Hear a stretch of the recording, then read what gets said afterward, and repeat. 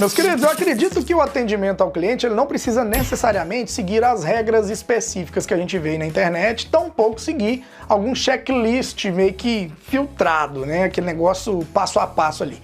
Eu acho que cada atendimento deve ser ajustado conforme o desenrolar da negociação. Porém, existem algumas atitudes, algumas frases, né, algumas técnicas que nós devemos usar sim ao longo da negociação. Só que, ao mesmo tempo, nós também temos frases, atitudes que devemos evitar, pois elas podem prejudicar muito a nossa imagem e a da nossa empresa perante algum cliente.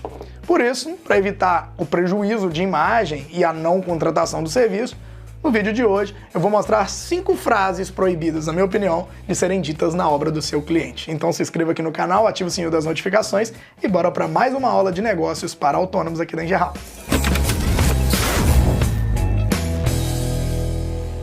Bom, a primeira frase que você nunca deve dizer ao seu cliente, na minha opinião, é: eu não posso solucionar o seu problema. Meu querido, ouvir de um profissional que ele não pode resolver uma situação faz com que o cliente perca a confiança nele, tá? Caso você não tenha conhecimento sobre o problema do seu cliente, informe a ele que você não tem conhecimento, mas vai ajudá-lo a solucionar, seja indicando outro profissional ou até mesmo pedindo a ajuda de outro profissional, pesquisando para conseguir resolver. Dessa maneira, o cliente não perde a confiança em você e ele vai ver que você está interessado em resolver o problema dele. Lembre-se, os clientes eles se lembram de um bom atendimento por mais tempo do que lembram do preço apenas, tá? A segunda frase que você nunca deve dizer ao seu cliente é: eu sempre trabalhei assim e ninguém nunca reclamou. Ou eu faço assim há mais de X anos e nunca tive problema. Meu querido, eu sinto muito em te dizer isso, mas a maioria das pessoas não costuma reclamar de um serviço mal feito. Elas simplesmente procuram outros profissionais para que o serviço dela fique bem feito. Então foque, ao invés do eu faço isso há mais de anos, falar assim: eu sempre trabalhei com produtos modernos e de melhor qualidade do mercado. Isso evita, né, que os meus clientes eles me liguem depois de um tempo para reclamar do material ou do serviço, ou que eu tenha que voltar no cliente para ficar refazendo o serviço, tá? Então seja mais sucinto nisso aí.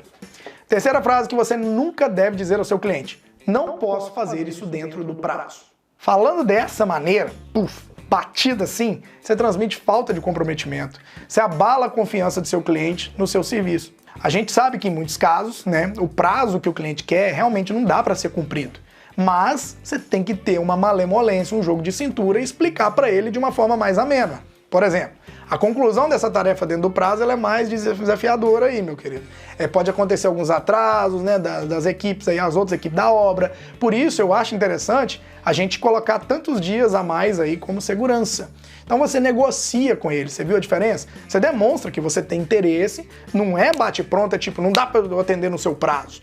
Você fala assim: não, dá pra gente fazer, mas eu tenho algumas coisas que eu preciso explicar. Pode o pedreiro atrasar, pode o pintor atrasar, e isso pode afetar a nossa. Por isso eu jogo tantos dias a mais aqui para atender seu cronograma. E aí você ajusta, entendeu? É mais ou menos assim, é jogo de cintura. Já a quarta frase que você nunca deve dizer ao seu cliente é: eu sou profissional aqui, eu sei o que eu tô fazendo.